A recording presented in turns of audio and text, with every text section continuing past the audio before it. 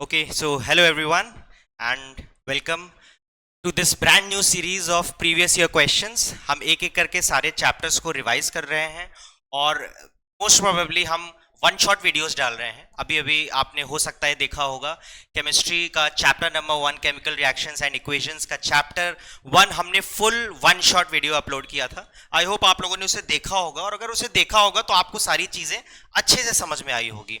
But still one shot में अक्सर कमी ये रह जाती है कि बहुत सारे क्वेश्चंस या हम प्रीवियस ईयर क्वेश्चंस पे फोकस नहीं कर पाते।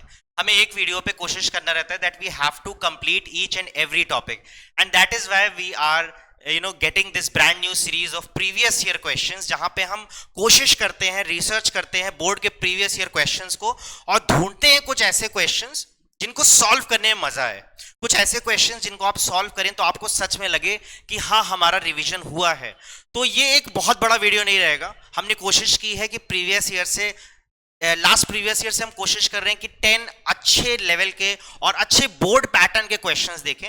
देखिए मैं पहले से आपको बता देता हूं कि बोर्ड के क्वेश्चंस कोई बहुत अलग से नहीं होते, ठीक है। आपको एक बहुत ज्यादा ये नहीं सोचना है कि बहुत अलग तरीके से चीजें पूछ रहा है। आपको बस ये जानना है कि अगर आपका कॉन्सेप्ट सही है तो आपके बोर्ड के वर्डिंग्स को आपको पकड़ना होगा, किस तरीके से बोर्ड आपसे क्वेश्चन पूछता है। प्लस मैं यहां पे आपको ये बताऊंगा कि बोर्ड हमेशा लंबे लंबे आंसर्स पे आपको ज्यादा नंबर नहीं देता। बोर्ड स्पेसिफिकली साइंस में फोकस करता है कि आप आंसर अपने पॉइंट्स में लिखें, कीवर्ड्स में लिखें और जिन चीजों पे स्टेप मार्किंग मिलनी है उन चीजों पे जरूर लिखें। केमिस्ट्री पे खास तौर पे अगर हम बात करें तो मैंने अपने वन शॉट वीडियो में भी आपसे ये बोला है that if a topic has a specific chemical equation, even if it is not asked in the question, you have to mention it. ठीक है, सीधी सी बात है। अगर एक ऐसा सवाल है जहां पे आपको लग रहा है कि इस सवाल से एसोसिएटेड हमारे पास एक केमिकल इक्वेशन है, तो चाहे वो क्वेश्चन में ना भी पूछा हो, आपको उसका जिक्र अपने आंसर में करना ही होगा। ये केमिस्ट्री की खासियत है कि आप केमिकल इक्वेशन को छोड़ के आगे नहीं बढ़ सकते हैं। तो I guess we are all set up and let's move on to the very first question. Top 10 questions की शुरुआत हम यहां से शुरू करते हैं and here comes the very first question. The question is that why is it necessary to clean a magnesium ribbon with sandpaper before burning in the air, list your observation. ठीक है, हमें अपनी observation यहां बतानी होगी और आखिर आप अगर आप स्कूल में आप इसको इस एक्सपेरिमेंट को कंडक्ट करेंगे तो एक बहुत सबसे मेरे ख्याल से सबसे पहला एक्सपेरिमेंट होता है केमिस्ट्री क्लास 10th का। और क्वेश्चन ये रहता है कि if you are given a magnesium strip and you have to burn it, तो बिफोर डूइंग इट हम उसको एक सैंड पेपर से रब करते हैं। क्वेश्चन भी यही कह रहा है कि हम उसको क्यों रब करते हैं। तो see you need to remember here कि आपके पास अगर एक मैग्नीशियम स्ट्रिप है तो इस मैग्नीशियम स्ट्रिप को जब हम लैब में रखे रहते हैं, किसी भी जगह रखे रहते हैं, तो ये स्लोली एंड स्लोली एटमॉस्फेयर में मौजूद, एयर में मौजूद ऑक्सीजन से ये रिएक्ट करता रहता है। धीरे धीरे ये ऑक्सीजन के साथ रिएक्ट करता रहता है and because of reacting with oxygen it forms a layer of oxide. ये अपने ही ऑक्साइड की, मतलब मैग्नीशियम ऑक्साइड की, इसके ऊपर एक लेयर चढ़ जाती है। एक चीज मैं और मेंशन करूंगा, ज्यादातर आप जगह देखोगे कि ऑक्साइड की लेयर का डिस्क्रिप्शन तो दिया रहता है, बट आपको यहां पे याद ये भी रखना है कि कार्बोनेट की लेयर भी चढ़ती है इसके ऊपर। मैं जानता हूं कि अगर आप इसको सर्च करोगे गूगल वगैरह पे तो लगभग हर जगह आपको ये दिया रहेगा that it forms a layer of oxide, but आप ये याद रखिए कि ऑक्साइड के साथ साथ इसके ऊपर कार्बोनेट की भी एक लेयर रहती है। तो बस यही चीज आपको याद रखना है कि मैग्नीशियम के ऊपर ऑक्साइड की और कार्बोनेट की एक लेयर हो जाती है and this layer actually acts as an impurity.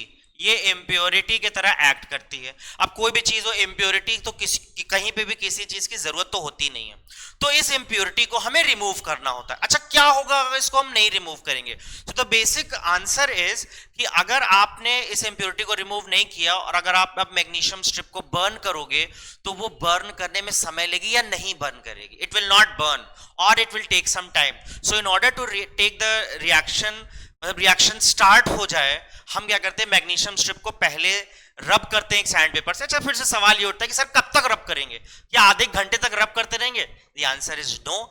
इसका सही जवाब है मैग्नीशियम इज अ मेटल और मेटल्स की प्रॉपर्टी होती है that it is lustrous in nature.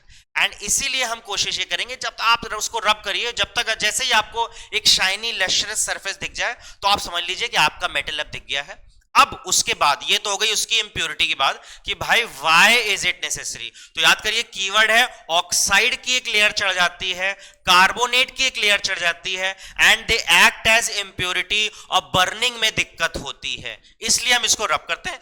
List the observation and the type of reaction. अब यहां ऑब्जर्वेशन की बात कर रहा है कि जब बर्न होने लगेगा, what happens when the magnesium strip Burns, so the reaction associated is Mg plus O2 gives MgO। इसको हम बैलेंस कर लेंगे, यहां 2 है तो ये 2 हो गया, ये भी 2 Mg, तो यहां पे कर लिया।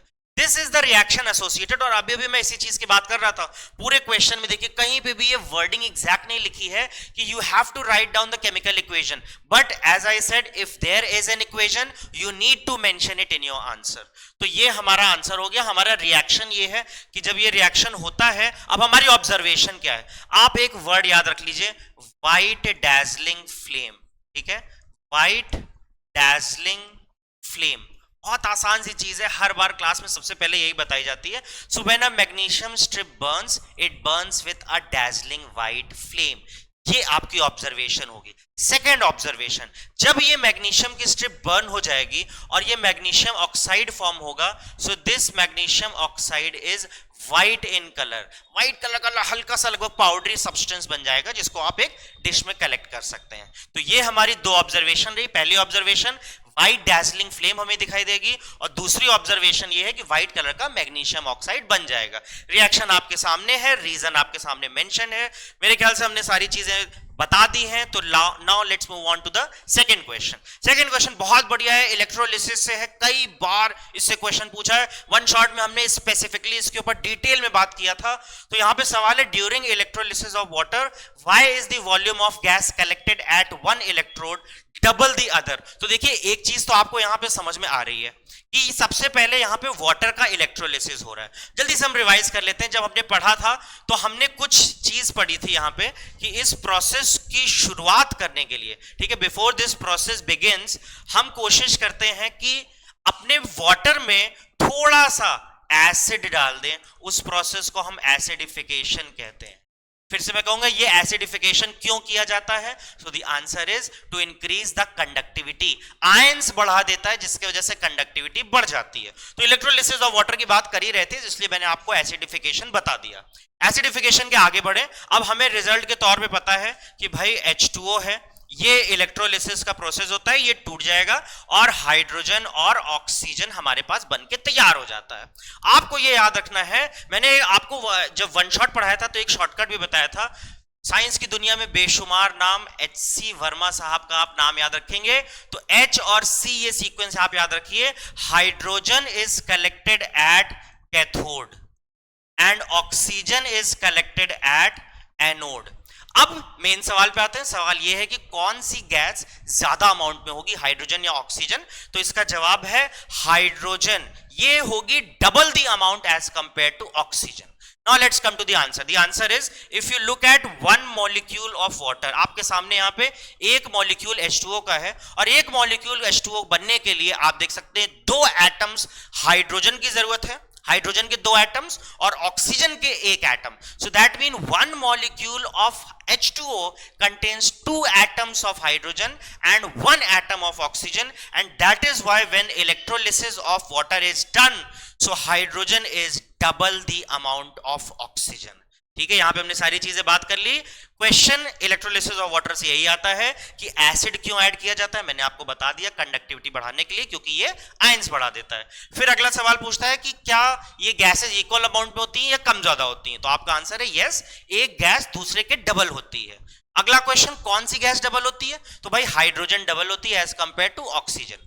अगला सवाल, हाइड्रोजन और ऑक्सीजन कहां पे कलेक्ट होगा? तो आपका जवाब है hydrogen is collected at cathode, oxygen is collected at anode. यहां पे आपका काम खत्म हो गया, आपने सारी चीजें जान ली इलेक्ट्रोलिसिस ऑफ वाटर की। बढ़ते हैं हम अगले क्वेश्चन पे। बहुत बढ़िया क्वेश्चन, बहुत उम्दा क्वेश्चन है, एनसीईआरटी की एक लाइन से बहुत चुपके से निकाला है इस क्वेश्चन को, जल्दी मिलता नहीं है। तो देखिए बहुत प्यारा क्वेश्चन है।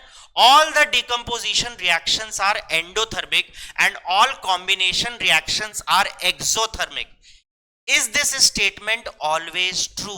क्या ये स्टेटमेंट हमेशा के लिए सच है? आपको ये बताना होगा एग्जाम्पल के साथ। तो देखिए पहले पार्ट में हम आते हैं। यहां पे पहला पार्ट हमसे क्या कह रहा है, आप क्वेश्चन को अगर ध्यान से पढ़ेंगे तो you can see that all the decomposition reactions are endothermic. क्या सारे के सारे डिकम्पोजिशन रिएक्शन एंडोथर्मिक होते हैं? आंसर के तौर पे अभी जान लीजिए no. No, all the decomposition reactions are not endothermic. ठीक है। और क्या ऑल कॉम्बिनेशन रिएक्शंस एक्सोथर्मिक? क्या सारे के सारे जो कॉम्बिनेशन रिएक्शंस होते हैं वो एक्सोथर्मिक होते हैं? तो अब हम इसी पे देखिए चर्चा करते हैं। पहला पार्ट हमारा है all the decomposition reactions are endothermic. NCERT को अगर आप बहुत अच्छे से लाइन बाय लाइन आपको पता चलेगा तो एक जगह इसके बारे में डिस्क्रिप्शन दिया है। देखिए बोर्ड की यही खासियत होती है, बोर्ड एनसीईआरटी की एक एक लाइन से सवाल उठाता है और चुपके से बुक के कोने में एक लाइन लिखी रहती है और उसी से वो लोग क्वेश्चन बना देते हैं। अब यहां पे चैप्टर नंबर 1 में एक जगह पे एनसीईआरटी में डिस्क्रिप्शन में दिया है कि अगर आप वेजिटेबल कंपोस्ट के बारे में बात करोगे, वेजिटेबल कंपोस्ट, तो वेजिटेबल कंपोस्ट डीकंपोजिशन होता है, इसका डीकंपोजिशन होता है। ठीक है, वेजिटेबल कंपोस्ट होता है, इसका डीकंपोजिशन होता है। और जब इसका डीकंपोजिशन होता है तो ये एक्सोथर्मिक होता है, एनसीईआरटी में बकायदा लिखा हुआ है और यही सबसे इंपॉर्टेंट लाइन है। ठीक है, तो यहां पे आपको ये ध्यान देना होगा कि क्या सारे के सारे डिकंपोजिशन रिएक्शंस एंडोथर्मिक होते हैं? आंसर है नहीं, एनसीईआरटी में एक जगह दिया हुआ। देखिए ऐसे अगर आप एनसीईआरटी से हट के करेंगे तो आपको कुछ और भी एग्जांपल्स मिल जाएंगे। मैं उन एग्जांपल्स का डिस्क्रिप्शन इसलिए नहीं दे रहा हूं क्योंकि वो हो सकता है आपके सिलेबस से बाहर हो। जैसे एनसीईआरटी में जल्दी कहीं पे हाइड्रोजन परऑक्साइड का कहीं पे मेंशन ही नहीं है, हाइड्रोजन परऑक्साइड है और भी कॉम्प्लेक्स कंपाउंड्स हैं, उनमें हम ये एग्जांपल देख सकते हैं। But we have to stick to NCERT class 10 and that is why I am picking up this line from NCERT. ठीक है, तो ये हमारा एग्जांपल हो गया यहाँ पे। ठीक, चलिए आगे बढ़ते हैं हम लोग, आगे बढ़ते हैं अगले क्वेश्चन पे। अगला क्वेश्चन है write the balance chemical equation of for the reaction of lead nitrate with potassium iodide. आप देखेंगे एनसीईआरटी में ना जहां पे पैराग्राफ दिया रहता है वहां पे ये नहीं दिया है, कोने में एक छोटा सा बॉक्स दिया है। चैप्टर नंबर 1 में सेकंड या थर्ड पेज पे आप देखेंगे कोने में एक छोटा सा बॉक्स दिया है और उसी बॉक्स में इस चीज का डिस्क्रिप्शन है। ये एक तरीके की एक्टिविटी है, ये मैं आपको बता दूं एनसीईआरटी में आप देखिएगा ये एक्टिविटी है और एक्टिविटी से देखिए बोर्ड ने क्वेश्चन बना लिया। तो चलिए आइए इसका रिएक्शन हम देखते हैं। रिएक्शंस जब भी हम बात करेंगे, देखिए कोई भी रिएक्शन है, कंपाउंड है, उस कंपाउंड का फॉर्मूला आपको पता होना चाहिए और उसके लिए आपको वैलेंसीज, पॉलीएटॉमिक आयंस की वैलेंसी, ये सारी चीज पता होनी चाहिए। चलिए इस रिएक्शन को हम देखते हैं। तो हमारे पास पूछा है balance chemical equation for the reaction of lead nitrate with potassium iodide. Lead nitrate का फॉर्मूला होता है PbNO3 होल ट्वाइस। ऐसे भी आप ये एक फॉर्मूला याद कर लो, क्योंकि अगर आपने लेड नाइट्रेट का फॉर्मूला याद कर लिया तो आपको हमेशा के लिए याद हो जाएगा कि लेड की वैलेंसी 2 होती है और नाइट्रेट जो कि एक पॉलीएटॉमिक आयन है उसकी वैलेंसी 1 होती है। ठीक है, कभी भी अगर आपको किसी भी एलिमेंट्स या पॉलीएटॉमिक आयन की वैलेंसी याद करनी है उससे रिलेटेड एक फॉर्मूला याद कर लो। फॉर एग्जांपल अगर आपको लग रहा है कि आपको सल्फेट पॉलीएटॉमिक आयन की वैलेंसी नहीं याद है तो आप एक फॉर्मूला याद कर लो H2SO4। H2SO4 से आपको अपने आप पता चल जाएगा कि सल्फेट की वैलेंसी क्या है। इसी तरीके से आपको ज्यादा नहीं, एक एक फॉर्मूले बस याद करने हैं। तो चलिए लेड नाइट्रेट हमारे सामने है, इसको हमें किससे रिएक्ट करना है? पोटेशियम आयोडाइड से। तो हमने पोटेशियम आयोडाइड से इसको रिएक्ट कर दिया। रिएक्शन करने के बाद अब हम यहां पे देखिए क्या देखेंगे। रिएक्शन करने के बाद पहले आप जान लीजिए कौन सा टाइप का रिएक्शन है। तो ये एक तरीके का डबल डिस्प्लेसमेंट रिएक्शन है, डबल डिस्प्लेसमेंट। तो डबल डिस्प्लेसमेंट हमने वन शॉट में क्या पढ़ा था? That in this type of reaction exchange of ions takes place. इसको सॉल्व करने का सबसे बढ़िया तरीका, रटना नहीं है प्रोडक्ट क्या है, आप इसको आयंस में तोड़ दो। ठीक है, तो आप देखोगे कि ये पॉजिटिव बनेगा और ये नेगेटिव बनेगा, ये पॉजिटिव बनेगा और ये नेगेटिव बनेगा। अब आपको करना क्या है, ये पॉजिटिव वाले को उठाए और इसको नेगेटिव के साथ रिएक्ट कर दीजिए। देखिए I की वैलेंसी यहां पे 1 है और Pb की वैलेंसी 2 है, इसीलिए प्रोडक्ट बनेगा PbI2 और दूसरा प्रोडक्ट यहाँ पे ये देखिए, एक पॉजिटिव है K और दूसरा नाइट्रेट माइनस है, ठीक है, दोनों की वैलेंसी यहाँ पे 1 है, तो हमने कर दिया KNO3, ठीक है। रिएक्शन आपके सामने एकदम तैयार है, ताजा ताजा रिएक्शन। एक चीज की कमी है यहाँ पे, आई होप आप इसको ढूंढ पा रहे होगे। अभी ये स्केलेटल इक्वेशन है, स्केलेटल है, इसको आपको बैलेंस करना होगा। तो बैलेंस करने का आइए चलिए ढूंढते हैं बैलेंस कैसे किया जाए।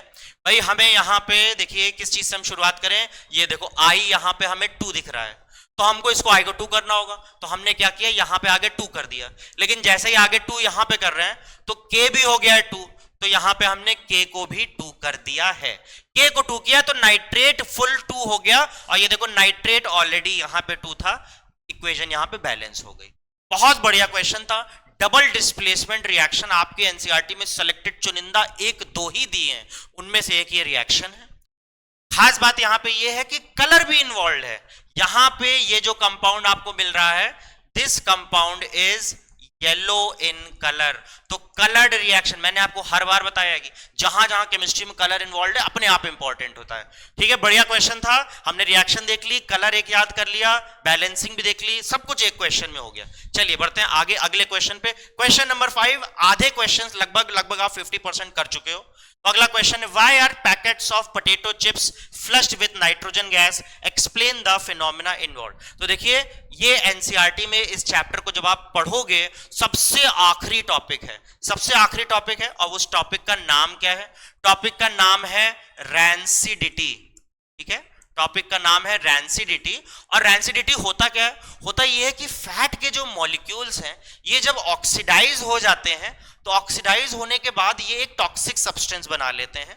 उस टॉक्सिक सब्सटेंस को हम कहते हैं रैंसिड, और इस फिनोमेना को कहते हैं रैंसिडिटी। अब होगा क्या कि अगर ये हमारे चिप्स के जो पैकेट हैं इनको किसी भी तरीके से अगर ऑक्सीजन मिल गया, ऑक्सीजन मिल जाएगा, तो इनके फैट के मॉलिक्यूल्स ऑक्सीडाइज हो जाएंगे, और ऑक्सीडाइज होने के बाद किस चीज का फॉर्मेशन होगा? फॉर्मेशन हो जाएगा रैंसिड का, जो कि एक टॉक्सिक सब्सटेंस है, आपका खाना खराब कर देता है। गर्मी के दिनों में सुबह बना हुआ खाना अक्सर शाम को खराब हो जाता है, खाना स्मेल करने लगता है, अजीब सी उसमें से स्मेल आती है, हमें समझ में आ जाता है खाना खराब हो गया है, किसके वजह से? Due to the formation of rancid. तो यहां पे देखिए पूछ रहा है फिनोमेना कौन सा है, आपको अपने आंसर में रैंसिडिटी मेंशन करना होगा। पूरा इसका आंसर हो गया, the packets of potato chips are flushed with nitrogen gas so that they don't react with oxygen, so that they don't get oxidised, the fat molecules don't get oxidised and rancid is not form. The phenomena associated here is called rancidity. चलिए question number 5 यहां पे हो गया complete. बढ़ते हैं हम आगे अपने अगले क्वेश्चन पे। Question number 6, translate the following statement into a balanced chemical equation, barium chloride reacts with aluminium sulphate. देखिए बहुत ही अच्छा रिएक्शन है, और फिर से मैं कहूंगा कि रिएक्शन आपको करना है तो आपको एलिमेंट्स, पॉलीएटॉमिक आयंस, इनकी वैलेंसी आनी चाहिए, ठीक है। चलिए शुरुआत करते हैं, हम देखते हैं यहां पे क्या बनता है भाई। बेरियम क्लोराइड, ठीक है, बेरियम क्लोराइड को रिएक्ट करेंगे एल्यूमिनियम सल्फेट के। एल्यूमिनियम के रिएक्शंस मुझे बड़े अच्छे लगते हैं, इसकी वैलेंसी 3 है इसलिए बड़ी मजा आती है। तो बेरियम क्लोराइड ये हो गया आपका BaCl2, aluminium sulphate aluminium Al2SO4 whole thrice. ये फॉर्मूला कैसे आपको याद रखना है भाई? एल्यूमिनियम की वैलेंसी 3 होती है, सल्फेट की वैलेंसी 2 होती है। सल्फेट की वैलेंसी भूल रहे हो तो अभी भी मैंने आपसे क्या कहा था, H2SO4 याद रख लो, उसमें सल्फेट का आपको दिख रहा है कि उसकी वैलेंसी 2 है, तो सल्फेट की वैलेंसी 2, एल्यूमिनियम की 3। अब यहां पे ये रिएक्ट करेगा, आपको आंसर पहले से दिया है एल्यूमिनियम क्लोराइड और बेरियम सल्फेट। यहां से हमें एक चीज और समझ में आ रही है कि ये एक डबल डिस्प्लेसमेंट रिएक्शन है। फिर से हम इसको आयंस में ब्रेक कर दें, ये हो गया पॉजिटिव आयन, ये हो गया नेगेटिव आयन, ये हो गया पॉजिटिव, ये बनाएगा नेगेटिव। आपने इसके पॉजिटिव को उठाया इसके नेगेटिव के साथ, मतलब बेरियम सल्फेट, ठीक है, बेरियम सल्फेट आपको बनाना है। बेरियम की वैलेंसी 2, सल्फेट की भी वैलेंसी 2, ये हो जाएगा BaSO4। अगला क्या बचा, यहां से प्लस उठाया, यहां से माइनस। एल्यूमिनियम क्लोराइड, एल्यूमिनियम की वैलेंसी होती है 3, क्लोरीन की होती है 1, तो ये हो जाएगा AlCl3, ठीक है, AlCl3। ये एक छोटा सा टास्क मैं आपको दे रहा हूं, अगर आप साथ में इसके पढ़ रहे हो तो एक प्रैक्टिस भी आपको करना होगा। पता चला फोन लेके पकड़ के आप बस 2x पे करके वीडियो देखे जा रहे हो, पेन नहीं चल रही, ये बड़ी खराब आदत है, तो इसीलिए मैं यहां पे इसको छोड़ रहा हूं। ये स्केलेटल है, और आपको इसको बैलेंस करना होगा। और एक चीज याद रख लीजिए, जहां जहां एल्यूमिनियम आता है इसकी बैलेंसिंग करने में बहुत मजा आती है, डायरेक्ट इसका आंसर नहीं निकलता, एक आध दो बार ट्रायल एंड एरर से होता है। बढ़िया इक्वेशन है, इसीलिए प्रैक्टिस करने के लिए छोड़ रहा हूं, ठीक है। चलिए क्वेश्चन नंबर 6 यहां पे होता है कंप्लीट। अब हम बढ़ते हैं अगले क्वेश्चन पे। Identify the type of chemical reaction in which calcium oxide reacts with water. चलिए ये तो देखा देखा सा लग रहा है, ठीक है, कोई बहुत बड़ी चीज नहीं है। कैल्शियम ऑक्साइड है, कैल्शियम ऑक्साइड CaO, पानी से रिएक्ट कर दीजिए H2O, क्या बन जाएगा ये बन जाएगा CaOH होल ट्वाइस। इस रिएक्शन की खासियत क्या है? खासियत ये है कि कैल्शियम ऑक्साइड का एक घर का भी नाम है भाई, स्कूल का नाम है कैल्शियम ऑक्साइड, तो घर का नाम है इसका क्विक लाइम, कॉमन नेम इसको कहते हैं, ये है क्विक लाइम। कैल्शियम हाइड्रोक्साइड इसका केमिकल नेम है, लेकिन इसका भी कॉमन नेम है, और कॉमन नेम इसका है स्लेग्ड लाइम। ये रिएक्शन कुछ और नहीं है, ये है चूना और ये है पानी, घोर दिए बन गया चूना पानी। पहले व्हाइट वॉशिंग इसी से होती थी, आज के समय में भी होती है, अब बहुत कम होता है, लेकिन इसी का इस्तेमाल होता है, ठीक है। एक चीज आप यहां पे याद रखिएगा, यहां पे हीट भी निकल रही है, that means the reaction is exothermic. और इसीलिए आपको एक रियल लाइफ एप्लीकेशन बता रहा हूं। देखिए हर किसी को साइंटिफिक टेम्परमेंट और नॉलेज नहीं होती, लेकिन फिर भी अपने एक्सपीरियंस से वो सीखता है। जैसे मैंने देखा व्हाइट वॉशिंग अगर होती है तो जो पर्सन है, जो पेंट करने वाले हैं, वो क्या करते हैं कि अगर चूना को पानी में मिलाते हैं जब बाल्टी में, तो सीधे हाथ से उसको नहीं रब करते। आप जनरली देखो पेंट जब होता है घर में, तो जो लोग पेंट करते हैं वो हाथ से ही रब कर देते हैं, उनको कोई दिक्कत नहीं होती है। लेकिन जो लोग इसको कैल्शियम ऑक्साइड को पानी में मिलाते हैं, हाथ से नहीं रब करते हैं, वो किसी लकड़ी के स्टिक को ले लिए या कुछ और ले लिए, उससे रब करते हैं। क्यों? क्योंकि उनको पता है द रिएक्शन इज एक्सोथर्मिक। उनको एक्सोथर्मिक जैसी चीज नहीं पता होगा, लेकिन उनको पता है कि थोड़ी सी हीट निकलती है। आम भाषा में, बहुत आम भाषा में बात करें तो हाथ में जब ये लगता है तो चुनचुनाने लगता है, सीधी सी बात है। और इसी चीज से बचने के लिए हम किसी स्टिक का इस्तेमाल करते हैं। तो चलिए ये क्वेश्चन यहां पे हो गया। Question 7 is now done. Let's move on to question number 8. Question number 8. Which of the following decomposition reaction requires light energy? बहुत बढ़िया। जब भी हम decomposition reaction पढ़ते हैं तो उसके टाइप्स में हम देखते हैं। पहला होता है थर्मल decomposition, मतलब हीट दिया और तोड़ दिया। दूसरा होता है आपका इलेक्ट्रोलिटिक decomposition, बिजली दिया और तोड़ दिया। तीसरा हमने पढ़ा था फोटोलिटिक डिकम्पोजिशन, लाइट पड़ी और टूट गया। आइए देखते हैं इसमें से हम सभी के बारे में पता कर लेते हैं कि कौन सा रिएक्शन किस टाइप का डिकम्पोजिशन है। फेरस सल्फेट, फेरस सल्फेट याद करिए मैंने क्या कहा था, फेरस सल्फेट का एक कलर है और कलर इसका क्या है, इसका कलर होता है ग्रीन कलर। याद रखिएगा ferrous sulphate is green in colour. ये एक तरीके का थर्मल डिकम्पोजिशन रिएक्शन है। चलिए आगे बढ़ते हैं। H2O अभी थोड़ी देर पहले हमने देखा, ये तो इलेक्ट्रोलिटिक डिकम्पोजिशन है, this is electrolytic decomposition. AgBr silver bromide, ये मैंने आपको वन शॉट में पढ़ाया था, ये फोटोलिटिक होता है, दिस इज फोटोलिटिक डिकम्पोजिशन। और फिर से अगर आपको याद होगा तो इस रिएक्शन का इस्तेमाल होता है ब्लैक एंड व्हाइट फोटोग्राफी में, ये चीज आपको एडिशनल याद रखना होगा। एक बच ही रहा है तो इसको भी देख लेते हैं। कैल्शियम कार्बोनेट, कैल्शियम कार्बोनेट का कॉमन नेम मैंने आपको बताया था, याद रखिएगा, this is nothing but limestone, ठीक है। कैल्शियम कार्बोनेट, चौक जो आप देखते हो उसका कंपोनेंट होता है, एग शेल है उसका कंपोनेंट होता है। तो कैल्शियम कार्बोनेट ब्रेक हो गया, ये बेटा ये भी थर्मल डिकम्पोजिशन है। सारे हमने देख लिए, यहां पे हो गया। याद रखिएगा AgBr हमारा फोटोलिटिक डिकम्पोजिशन है। AgBr का एक और दोस्त भी है AgCl, silver chloride, white colour का होता है, सनलाइट में रख दोगे तो ग्रे कलर का हो जाता है। रीजन क्या है, डिकम्पोज हो जाता है लाइट के वजह से। चलिए आगे बढ़ते हैं हम लोग। क्वेश्चन नंबर 8 हो गया है यहां पे complete. Question number 9, right the balance chemical equation for the following change in temperature. ये तो बहुत आसान है भाई, इसमें तो कुछ है ही नहीं, 2023 का ये क्वेश्चन है। एक्सोथर्मिक आपको एक कॉम्बिनेशन रिएक्शन, एक ऐसा कॉम्बिनेशन जो एक्सोथर्मिक है, बहुत ज्यादा पीछे नहीं, अभी थोड़ी देर पहले हम लोगों ने देखा था कि CaO plus H2O gives CaOH whole twice. Quick lime पानी के साथ रिएक्ट करता है, स्लिक लाइम बना देता है। ये एक तरीके का कॉम्बिनेशन रिएक्शन है और इसी के साथ साथ ये एक्सोथर्मिक भी है। हो गया भाई, formation of a yellow precipitate. ये देखो भाई, घुमा घुमा के एक ही चीज घुमा घुमा के पूछता है। येलो प्रेसिपिटेट, अभी थोड़ी देर पहले हम लोग ने क्या किया था, लेड आयोडाइड बनाया था, लेड आयोडाइड जो बनाया था उसका रिएक्शन था, आप देख सकते हो येलो कलर का पीपीटी बच जाता है वहां पे। उस रिएक्शन को दोबारा लिखने की जरूरत मुझे नहीं है, तो मेरे हिसाब से आपको समझ में आ गया है। क्वेश्चन नंबर 9 यहां पे हो गया खत्म, और अब हम बढ़ते हैं अपने आखिरी क्वेश्चन की ओर। इस सेशन का, आज का इस वीडियो का आखिरी क्वेश्चन 2022 का पूछा हुआ क्वेश्चन है, identify the substance oxidise and the substance reduce. मैंने आपको बताया था भाई इससे, इस टॉपिक से एक ही चीज फिक्स से पूछता है, पूछेगा कौन ऑक्सीडाइज हो रहा है, पूछेगा कौन रिड्यूस हो रहा है, या पूछेगा कौन ऑक्सीडाइजिंग एजेंट है, या पूछेगा कौन रिड्यूसिंग एजेंट है। फिक्स है, कुछ नया नहीं है इसमें। आइए चलिए हम देख लेते हैं। यहां पे आपको दिया है मैंगनीज ऑक्साइड HCl के साथ रिएक्ट किया, मैंगनीज क्लोराइड H2O और क्लोरीन गैस बन जाती है।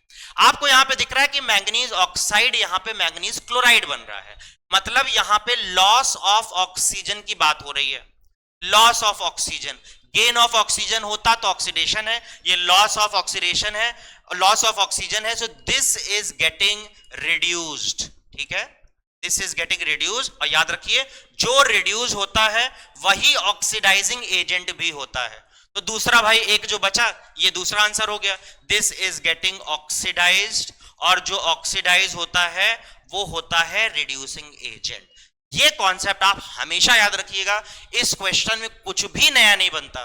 ले देखिए एक रिएक्शन आपको पटक देगा और बोलेगा कि बता दो कि ऑक्सीडाइज कौन हो रहा है, रिड्यूस कौन हो रहा है, ऑक्सीडाइजिंग एजेंट कौन है, रिड्यूसिंग एजेंट कौन है। आपको इस तरीके से बहुत बढ़िया बढ़िया क्वेश्चंस मिल जाएंगे, और हर बार आप देखिएगा, फिर से मैं आपको बता रहा हूं, आपको बस एक चीज याद रखना है, आपका आंसर हमेशा और हमेशा रिएक्टेंट में ही होगा, प्रोडक्ट में तो आपको ढूंढना ही नहीं है। जब भी पूछे ऑक्सीडाइजिंग एजेंट, रिड्यूसिंग एजेंट, या which one is getting oxidize, which one is getting reduce, आपको कभी भी प्रोडक्ट की तरफ नहीं देखना है, सारा आंसर रिएक्टेंट्स में ही होगा। ठीक है, तो ये थे हमारे आज के 10 बेहतरीन प्रीवाईक्यूज, प्रीवियस ईयर क्वेश्चंस। अभी अभी आपने बढ़िया 10 प्रीवियस ईयर क्वेश्चंस प्रैक्टिस किए हैं। वन शॉट अगर आपने देखा होगा तो आपको ये बेहतर लग रहा होगा। ये वन शॉट भी मैंने आज ही के दिन में रिकॉर्ड किया था, उसके बाद पीवाईक्यू आज रिकॉर्ड कर रहा हूं, ताकि आप लोगों को बैक टू बैक ये वीडियो मिल जाए और अब प्रैक्टिस हो जाए। ठीक है, एग्जाम पॉइंट ऑफ व्यू से सारे क्वेश्चंस बहुत इंपॉर्टेंट है, और आने वाले आपके होम एग्जाम्स में ये इससे क्वेश्चंस आपको 100% मिलेंगे। ठीक है, that's all in this video. I hope you all have understood everyone. Thank you.